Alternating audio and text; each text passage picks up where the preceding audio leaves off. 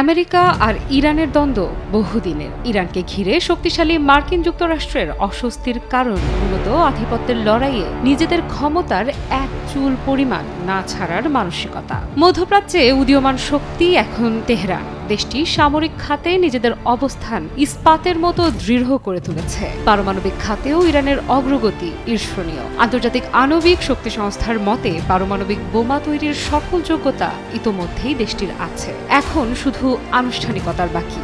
আর এখানেই তীব্র আপত্তি আমেরিকার। একচ্ছত্র আধিপত্যের লড়াইয়ে কাউকে হিসেবের ধারে কাছে আসতে দিতে নারাজ পশ্চিমারা। মধ্যপ্রাচ্যে নিজেদের ক্ষমতায় এতটুকু আজ যেন মেনে নেবে না ওয়াশিংটন। তাই তো বাস্তব সত্যকে গ্রহণ না করে ইরানকে থামাতে আটঘাট বেঁধেছে ট্রাম্প প্রশাসন। অর্থনৈতিক নিষেধাজ্ঞার ধাক্কায় ইরানকে ধরাশায়ী করার পরিকল্পনা থেকে শুরু করে বোমা হামলার ছক আঁকতেও দ্বিধা নেই মার্কিন যুক্তরাষ্ট্রের নবনির্বাচিত প্রেসিডেন্ট ডোনাল্ড ট্রাম্পের। এমন কঠোর পরিস্থিতিতেও ইরান যুক্তরাষ্ট্রের আলোচনার আহ্বানকে সম্পূর্ণ অগ্রাহ্য করে নিজেদের সক্ষমতার ঝুলি সমৃদ্ধ করে চলেছে। দেশটির প্রেসিডেন্ট মাসুদ পেজেশকিয়ান স্পষ্ট জানিয়েছেন, খুনিদের সঙ্গে কোনো সমঝোতা নয়, বিশেষ করে যারা নারী ও শিশুদের ওপর নির্বিচারে আক্রমণ চালায়। আমাদের কত ক্ষতি করবে শত্রুরা? আমাদের দেশের প্রতিটা মানুষই আমাদের শক্তি। ১০০টি স্থাপনার বিপরীতে প্রয়োজন হলে ইরানিরা ১,০০০ স্থাপনা আবার তৈরি করবে। এবার দেশটির পার্লামেন্টের স্পিকার মোহাম্মদ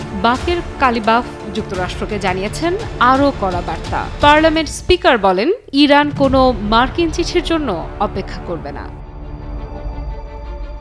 পার্লামেন্ট স্পিকার বাকের কালিবাফ মার্কিন প্রেসিডেন্টের আলোচনার প্রস্তাবকে কৌশলী প্রতারণা হিসেবে আখ্যায়িত করে বলেন, ইরানের ওপর নিরস্ত্রীকরণ আরোপের উদ্দেশ্যে মার্কিন প্রেসিডেন্টের আলোচনার জন্য চাপ প্রতারণা শামিল। এটি নিন্দনীয়। তিনি স্পষ্ট জানিয়ে দিয়েছেন, ইরান কোনো মার্কিন চিঠির অপেক্ষা করবে না। মার্কিন প্রেসিডেন্ট ডোনাল্ড ট্রাম্পের দাবি, তিনি ইরানের সর্বোচ্চ নেতা আয়াতুল্লাহ আলী খামেনির কাছে নতুন পারমাণবিক চুক্তি নিয়ে আলোচনার জন্য একটি চিঠি পাঠিয়েছেন। এ বিষয়ে পার্লামেন্ট অধিবেশনে কালিবাফ বলেন, তেহরান কোনো মার্কিন চিঠির অপেক্ষায় নেই। আমরা বিশ্বাস করি যে ইরানের বিশাল অভ্যন্তরীণ সম্ভাবনা ও অন্যান্য দেশের সঙ্গে সম্পর্ক উন্নয়নের সুযোগ আমাদের এমন অবস্থানে নিয়ে যাবে যেখানে শত্রুরা বাধ্য হয়ে নিষেধাজ্ঞা তুলে নেবে। আর তা হবে শুধুমাত্র জেসিপিওতে থাকা দেশগুলোর সঙ্গে আলোচনা অব্যাহত রাখার মাধ্যমেই।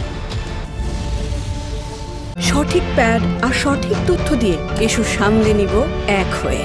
Mona Lisa sanitary napkin. ট্রাম্পের আলোচনার প্রস্তাবকে প্রত্যাখ্যান করে কালিবাফ বলেন, মার্কিন প্রেসিডেন্টের অন্যান্য দেশের প্রতি আচরণই প্রমাণ করে যে তিনি প্রতারণার আশ্রয় নিয়ে আলোচনার কথা বলেন, যার মূল উদ্দেশ্য ইরানের ওপর নিরস্ত্রীকরণ চাপিয়ে দেয়া। তিনি আরও বলেন, হুমকির মধ্যে এবং মার্কিন স্বার্থ নির্ভর আলোচনার মাধ্যমে কোনো নিষেধাজ্ঞা প্রত্যাহার সম্ভব নয়। এর আগে ইরানের সর্বোচ্চ ধর্মীয় নেতা আয়াতুল্লাহ খামেনি বলেন, কিছু দমনমূলক শক্তির আলোচনার প্রতি অতিরিক্ত জোর দেওয়ার উদ্দেশ্য সমস্যার সমাধান নয়, বরং তারা নিজেদের এজেন্ডা চাপিয়ে দিতে চায়। নিঃসন্দেহে ইরান তাদের এই দাবিগুলো মেনে নেবে না। যুক্তরাষ্ট্রের নানা হুমকি ও ধমকে যে মোটেই দমবার পাত্র নয় ইরান, সেটির জানান দিয়েছে তেহরানের নেতাদের অটল আত্মবিশ্বাস। শত্রুকে উল্টো ম্যাক্সিমাম রেজিস্ট্যান্স থেকে শুরু করে অপারেশন ট্রু প্রমিস 3 মতো ভয়াবহ যুদ্ধের ইঙ্গিতও দিয়েছে তেহরান। পশ্চিমাদের হুঙ্কার দিয়ে জানিয়ে দিয়েছে তাদের হাত ট্রিগারে রয়েছে। শত্রু রাষ্ট্রের সামান্য অসঙ্গতির ফলাফল হতে পারে ভয়াবহ।